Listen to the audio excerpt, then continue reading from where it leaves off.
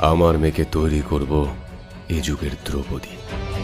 কেউ নোংরা চোখে তাকালে যেন চোখ উপড়ে ফেলতে পারে, শাড়ির আঁচলে হাত দিতে গেলেও যেন কিছুক্ষণ ভাবে।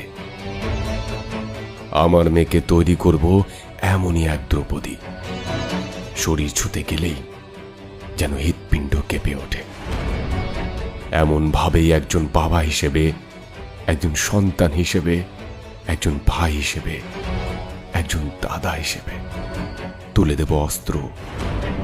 বলবো, সুভদ্রা, শেষ করে দাও বুকে। ঠিক যেভাবে ঝর্ণা থেকে জল ঝরে পড়তে থাকে, তেমনই ওদের শরীরটাও এভাবে খুবলে নাও। ঠিক যতটা কষ্ট আমার বোনটা পেয়েছিল, তার কয়েক হাজার গুণ বেশি যন্ত্রণা দাও ওই হিংস্র নর খাদকগুলোকে।